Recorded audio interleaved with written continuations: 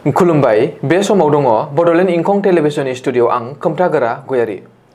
खुलुमबाय बे समाव बडलेण्ड इंखं टेलिभिजननि स्टुडिअ आं मिथिका नार्जारि।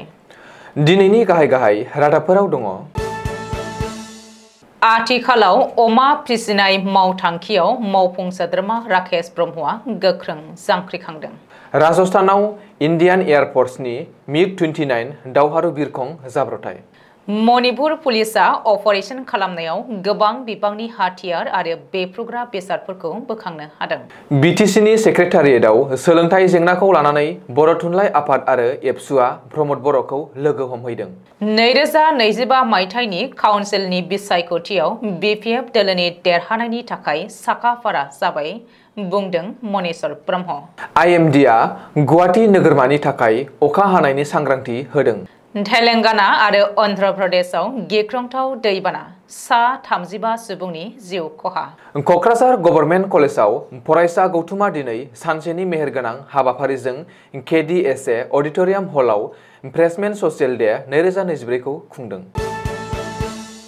दानिया फैदोनि आबुं रादाबाव।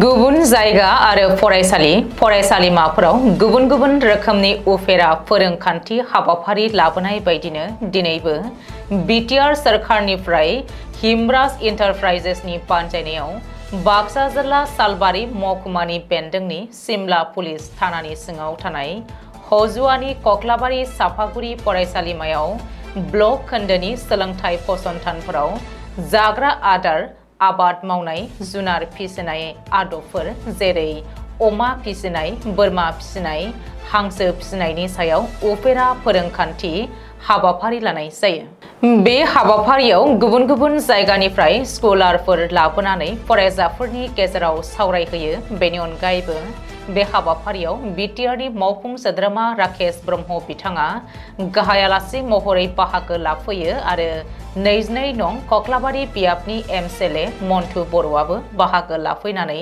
फरायसाफोरजों सावरायो। बेनि अनगायैबो बे हाबाफारियाव बाहागो लाफैनानै मेहेरगोनां खालामलाङो कक्लाबारि साफागुरि फरायसालिमानि गोरायुं जौस्रां बर'आ। खौरांगिरिनि गेजेरजों मावफुं सोद्रोमा राकेश ब्रह्मआ फोरमायथिनाय बायदिब्ला बिथाङा ना फिसिनो जोबोद मोजां मोनो आरो बिथांनाव गोबां गेदेर फुख्रि दङ आरो बे फुख्रियाव 1,05,000निबो गोबां ना फिसिदों।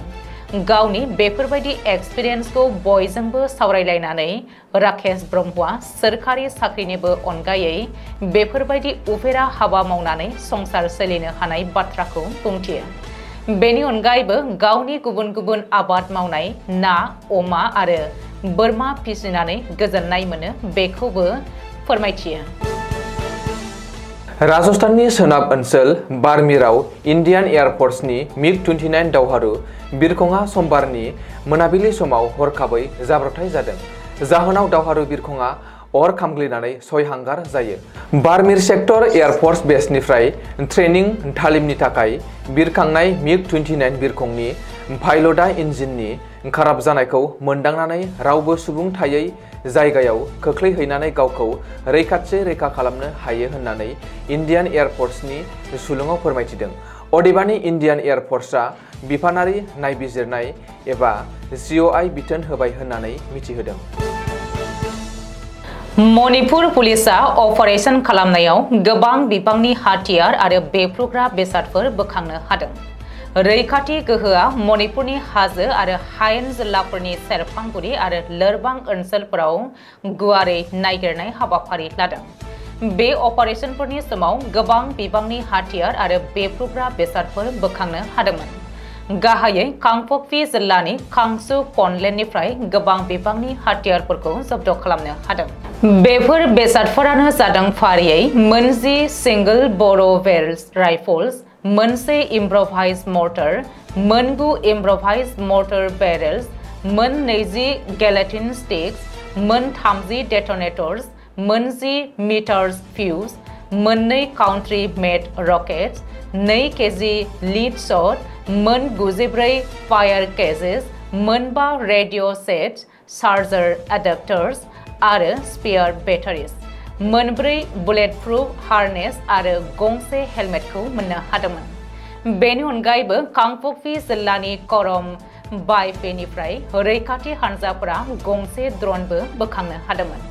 काकसिं जिल्लानि काकसिं लामदुंआवबो गंनै SLR राइफलजों लोगोसे गंनै मेगजिन, 1.32 पिस्तलजों लोगोसेनो गंसे मेगजिन, गं 25 गोथां गुलि बारुद, मोननै बावफें रेडिअ सेट, मोननै BP कभार बायदि बेसादफोरखौ जब्द खालामनो हादों। बे अपारेशनखौ खालामनायनि सिगाङाव कौद्रकआव मोनसे गाग्लोबनायजों लोगोसे इम्फल आरो सोनाब जिल्लायाव बावैसो जानाय हिंसानि थाखाय IGP, DIG आरो SP जों लोगोसेनो पुलिस रौनिया हानजा आरो मिरुआरि रौनियाफोरजों जथाय गोरोबलायनानै संदाननाय हाबाफारि लादोंमोन। बै हिंसा जाथायनि समाव सानै पुलिस जवानफोराबो जखम जादोंमोन। गुबैयै बे अपारेशननि थांखिया हाथियार गोनां दुथांफोरखौ होबथानायमोन। बे समाव पुलिस आरो मिरुआरि रौनियाफोरा खाथिनिफ्राय नोजोर होगासिनो दङ आरो इम्फल सोनाब, केटेलमान्डी आरो कौरुकनि सिमाफोराव आरोबाव अपारेशनफोरखौ मावफुंदों होननानै मिथिहोदों। बर' बिजोंनि गुबुन गुबुन जेंनाफोरखौ आबुङै सुस्रांनांगौनि थाखाय दिनै BTCनि गाहाय मावफुं सोद्रोमा प्रमद बर'नि मासि लानानै दैदेननायाव दुलाराय बर' फरायसा आफाद आरो बर' थुनलाइ आफादजों BTC सेक्रेटारियेटनि नैथि फ्ल'राव थानाय CEM कनफारेन्स हलाव गुवारै सावरायलायदों। बे सावरायलायनायाव BTCनि सोलोंथाइ बिफाननि डाइरेक्टर JP ब्रह्मआबो बाहागो लायो।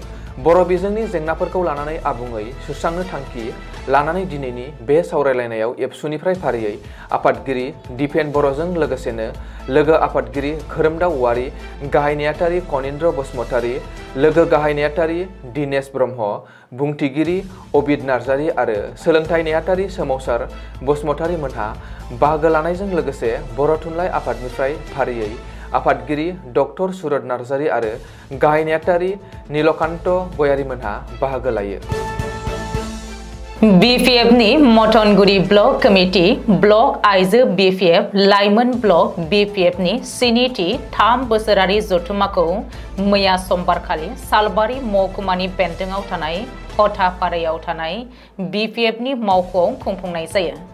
BPFनि सालबारि जिल्ला आफादनि लोगो आफादगिरि कनिन्द्र ब्रह्मनि आफाद दैदेननायाव खुंफुंनाय जथुम्मानि गेवलां मेलाव गाहाय आलासि महरै बाहागो लानानै मिरु आफादनि मिरु BPFनि गाहाय नेहाथारि आरो बारग' MLA मनेश्वर ब्रह्मआ गावनि बिबुंथियाव बुंदोंदि 2025 मायथाइनि BTC बिसायख'थियाव जोबोद गोहो गोरायै फैगोन BPF दोलोआ। BTC बिसायख'थियाव BPF दोलोआ हारसिङैनो बादायलायनानै सरकार दानाया रोखा। BTCआव फिन आरोबाव जागोन हाग्रामा महिलारि दैदेननाय सरकार। 2025 मायथाइनि BTC बिसायख'थिनि थाखाय दानिफ्रायनो साखाफारा जाबाय BPF दोलोआ। मनेश्वर ब्रह्मआ गावनि बिबुंथियाव UPPL दोलो प्रमद बर' दैदेननाय बिटिआर सरकारखौ गुबुन गुबुन रोखोमै गोख्रोङै सोंखारिदों। मिरु BPFनि बुंथिगिरि बेगम आख्तारा आहमेद, मिरु लाइमोन BPFनि लोगो आफादगिरि कास्टम बसुमतारी, BPFनि बाङालि सेलनि आफादगिरि प्रवीण साइनियालाबो बिबुंथि लाखिनाय मेलाव मिरु BPFनि आफादारि नेहाथारि टिकेन्द्रजित बसुमतारी, प्रवीण दासजों लोगोसे BPFनि गोबां अनजिमानि दैदेनगिरिफ्रा बाहागो लादों। बे मेलाव जगदीश बसुमतारीखौ आफादगिरि, आबुल कालाम आजादखौ नेहाथारि महरै लानानै सा 100 सोद्रोमाजों BPFनि मथनगुरि ब्लक कमिटिखौ दानायजों लोगोसे BPFनि मथनगुरि ब्लक आइजो आफाद आरो लाइमोन BPFनि मोन्नैबो आफादखौ दानाय जायो। भारतारि बोथोर बिगियान बिफाना गुवाहाटी नोगोरमानि थाखाय गोबां रोजा अखा हानायनि सांग्रांथि रादाब फोसावदों।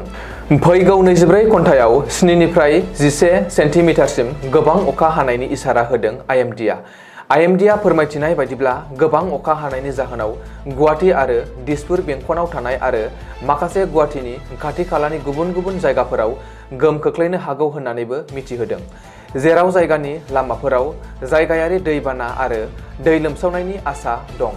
बेजों लोगोसेनो गोब्राब अखा हानायनि जाहोनाव लोरबां जायगाफोरा खहा जानो हागौ होननानैबो मिथिहोदों। बेनिखायनो जायगानि थागिरिफोरखौ दै लोमसाव जानाय ओनसोलफोराव दावबायनायनिफ्राय गोजानाव थानो आरो खैफोद गोनां एबा हा गिसिखानो हाथाव जायगाफोराव थानायनिफ्राय गोजानाव थानो सांग्रांथि होदों। बारहुंखा एबा सारअन्थाइ गोग्लैनाय समाव फोथाराव खामानि मावनायनिफ्राय गोजानाव थानोबो बिथोन होदों। थांनाय सानथामाव गोबारै अखा हानायनि थाखाय दैबाना जानानै तेलेंगाना आरो अन्ध्र प्रदेशआव गोबां खहा लाबोदों।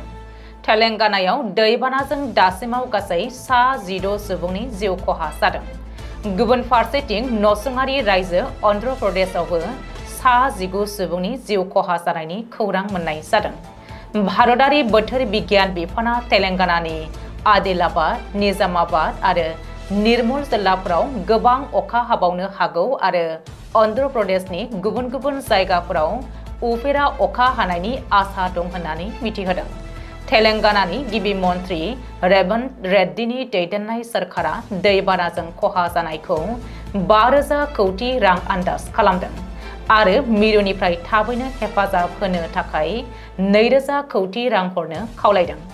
रेड्डीआ गाहाय मन्त्रि नरेन्द्र मदिखौ दैबानाजों खहा जानाय ओनसोलफोराव दावबायनो खावलायदोंमोन आरो थैनायफोरनि नखरनो 5 लाख रां अनसुंथाइ होनो फोसावदों, जेराव 7 सुबुंफोरा दासिमबो दैबानानि जाहोनाव गोमानानै दङ। गुबुन फारसेथिं अन्ध्र प्रदेशनि गिबि मन्त्रि एन चन्द्रबाबु नायडुआ दैबानाजों खहा जानाय ओनसोलफोराव दावबायहैदों आरो रैखाथि होनो नाजानायफोरखौ नोजोर होदों। नायडुआ रैखाथि हाबाफारिखौ गोख्रों खालामनो थाखाय मिरु सोरखारनिफ्राय नाव आरो हेलिकप्टारजों लोगोसे उफेरा बेसादफोरखौबो खावलायदोंमोन। गुबुन फारसेथिं बे दुखुनि समाव बेरेखा हानजानि दैदेनगिरि राहुल गान्धीआ खहा जाजानाय नखरफोरनिसिम दुखु मोननाय फोरमायो आरो कंग्रेस दैदेनगिरिफोरखौ मोन्नैबो रायजोआव रैखाथि होनो खावलायो। क'क्राझार गभर्नमेन्ट कलेजाव फरायसा गौथुमा दिनै सानसेनि मेहेरगोनां हाबाफारिजों KDSA अडिटोरियाम हलाव फ्रेशमेन ससियेल डे 2024 खौ खुंदों। बे हाबाफारियावनो हांख्रायहरनाय बायदियै माननि आलासि महरै बाहागो लायो दुलाराय बर' फरायसा आफादनि आफादगिरि दिपेन बर'आ। बे हाबाफारियाव माननि आलासि महरै दुलाराय बर' फरायसा आफादनि आफादगिरि दिपेन बर'आ बाहागो लानानै गोदान आरो गोजाम गासैबो फरायसाफोरखौ दुलाराय बर' फरायसा आफादनिफ्राय बरायनानै गुनगोनां सोलोंथाइ लानाय आरो लानायनि गोनांथिनि सायाव गुवारै बिबुंथि लाखियो। बेजों लोगोसेनो आथिखाल समाजारि थासारिनि सायावबो गुवारै बिबुंथि लाखिनानै साफ्रोमबो फरायसाफोरखौनो फेग्रा मुवा बाहायनायनिफ्राय अराय गोजानाव थानो खावलायबावो। बे हाबाफारियाव गाहाय आलासि महरै बाहागो लायो बिटिआरनि principal secretary IAS officer Akashdeep बिथाङा आरो बुंथिगिरि महरै बाहागो लायो क'क्राझार गभर्नमेन्ट कलेजनिनो प्रिन्सिपाल डक्टर दिमासा दैब्रां मुसाहारिया। दिनैनि रादाबा एसेनोसै। गोजोन्थों।